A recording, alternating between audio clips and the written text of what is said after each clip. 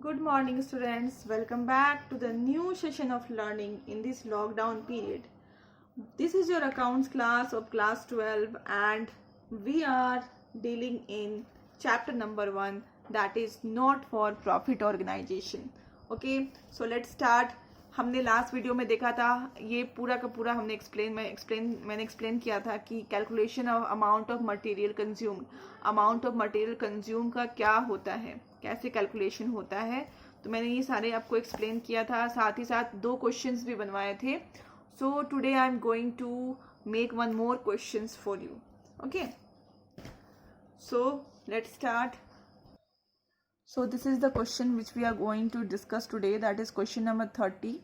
From the following information of not for profit organization, so the sports material items in the income and expenditure account. मतलब आपको दिखाना है कि कितना amount आप इनकम एंड एक्सपेंडिचर अकाउंट में transfer करेंगे। ओके, उसके लिए हमें दिया हुआ है स्टॉक ऑफ स्पोर्ट्स मटेरियल की opening and closing balance, creditors जो होते हैं स्पोर्ट्स मटेरियल से रिलेटेड उनकी opening and closings, and advance जो है उनकी opening and closings. Okay, and बताया जा रहा है कि payment to suppliers for sports material during the year, मतलब पूरे साल में जो क्रेडिटर हम लोग बोलते थे या फिर सप्लायर्स बोलते हैं, उसको हमने पेमेंट करा है 1,02,000।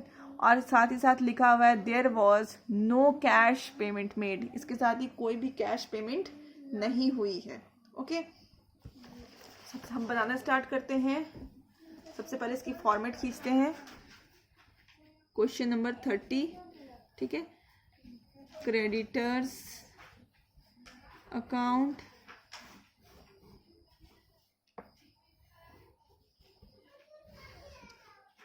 This much is enough. Then stock account में हम स्टॉक अकाउंट नहीं लिखेंगे कि stock of sports material account, stock of sports material account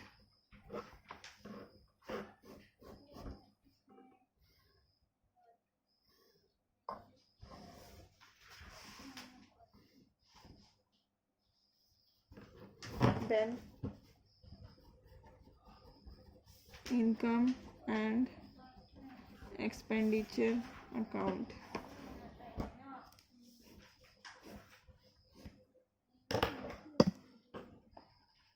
debit credit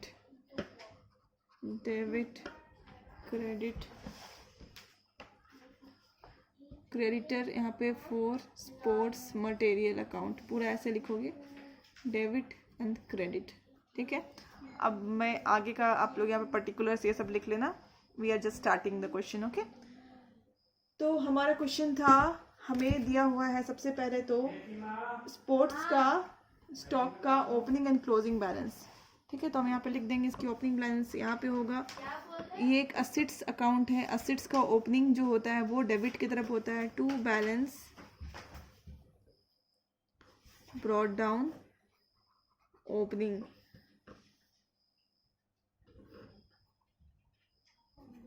ठीक है, by balance carry down, this is my closing. I will write 4800। At the same time हमारा creditors का भी ओपनिंग एंड क्लोजिंग दिया हुआ है, तो हम जो ओपनिंग है वो इधर लिखते हैं by balance brought down. Creditors का अकाउंट है तो हम यहाँ पे लिखेंगे ओपनिंग, ठीक है, अमाउंट है 9800। इधर लिखेंगे टू बैलेंस, जो भी हमें दिया हुआ है क्वेश्चन में पहले हम उसको लिख लेंगे, क्लोजिंग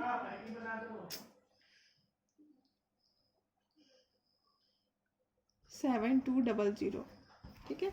इतना अमाउंट दिया हुआ है। इसके साथ ही हमें दिया है advance to supplier for sports material, ठीक है। इस स्पोर्ट्स मटेरियल के लिए जो हमने एडवांस सप्लायर को किया था, तो एडवांस जो हम करते हैं वो हमारे लिए असेट्स होता है, तो उसका ओपनिंग बैलेंस होगा डेबिट साइड में, to advance opening 11,000 at the same time by advance closing, यहाँ पे होगा हमारा 19,000।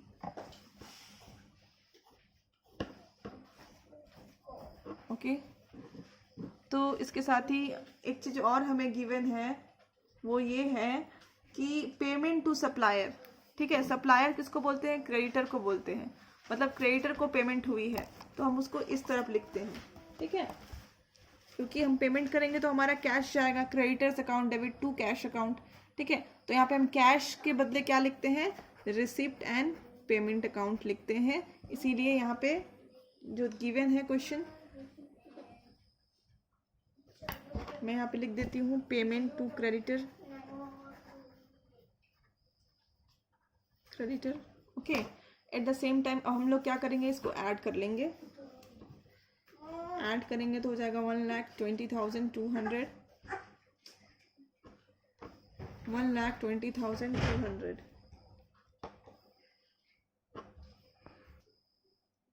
ओके, तो यहाँ पे हम दोनों तरफ लिख लिए और यहाँ पे हमारा एक बैलेंसिंग फिगर आएगा, उसको बोलेंगे बाय स्टॉक अकाउंट 91400। ओके, और इसको हम लोग बोलेंगे, ये हमारा एक तरह से बैलेंसिंग फिगर है, एंड वन वे में हम बैलेंसिंग फिगर बोलेंगे एंड दूसरा हम उसको बोल सकते हैं कि क्रेडिट परचेज हुआ है हमारे पास। I am writing here credit purchase. ठीक है, अब हम इसी स्टॉक को यहाँ पे पोस्ट करेंगे तो हो जाएगा टू क्रेडिटर्स अकाउंट 91400। ओके,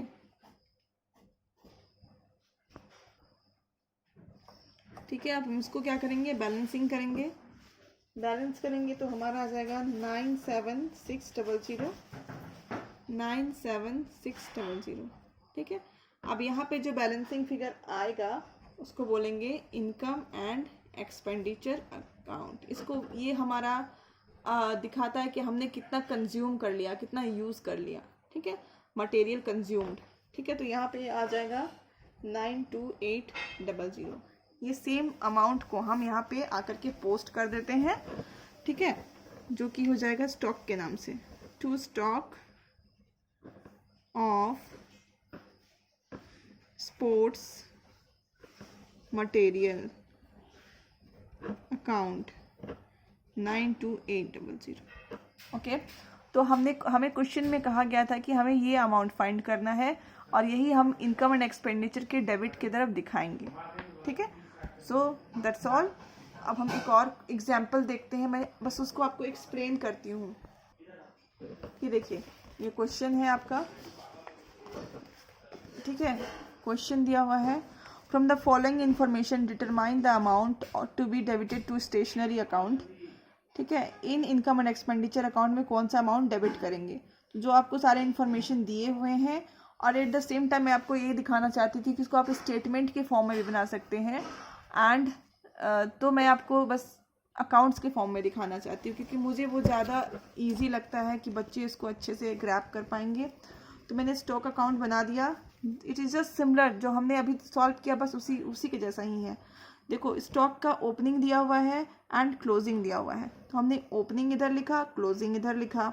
ठीक है, और साथ ही साथ क्रेडिटर्स फॉर स्टेशनरी। ठीक है, तो यहाँ पे क्रेडिटर्स का हमने बैलेंसिंग फिगर लिखा 20,000, 1 अप्रैल वाला था, एंड इसका क्लोजिंग भी दिया हुआ है जो हमने यहाँ पे लिख दिया। ठीक है, एट द सेम टाइम यहाँ पे लिखा है amount paid for stationery during the year, मतलब पूरे साल में इतना अमाउंट उन्होंने पे करा। ठीक है, तो पेमेंट हमने इधर लिख दिया टू बैंक करके, या तो इसको हमने लिखते हैं रिसिप्ट एंड पेमेंट अकाउंट। मैंने आपको इसको सिखाया है रिसिप्ट एंड पेमेंट अकाउंट। ठीक है, sorry it was not visible. See opening closing, and जो हमने पेमेंट किया वो हम लोग यहाँ पे लिखते हैं। तो हम लोग इसको बैंक नहीं करके रिसिप्ट एंड पेमेंट अकाउंट के नाम से हमने सीखा है, तो मैं वही लिखूंगी, आप लोग भी वही लिखिएगा, ठीक है। ये हो गया। ये जो आता है हमारा वो क्रेडिट परचेज का आता है, ठीक है। फिर इसी क्रेडिट परचेज को हम यहाँ पे स्टॉक ऑफ स्टेशनरी में हम लोग यहाँ पे ट्रांसफ़र कर लेते हैं यहाँ पे। एंड जो भी हमारा बैलेंसिंग फिगर होता है 1,26,000 जो आपको दिखाई दे रहा है, उसको हम लोग ट्रांसफ़र कर लेते हैं डेबिट की तरफ। दैट इज़ स्टेशनरी कंज्यूम, उतना हमने कंज्यूम कर लिया। और उसको अगर हमें बैलेंस शीट में दिखाना हो तो लायबिलिटी में दिखाते हैं, creditor for stationery and stock of stationery जो हमारा जो क्लोजिंग वाला है उसको हम यहाँ पे असेट्स में दिखाते हैं। That's all in today's video. Thank you, keep learning, stay healthy.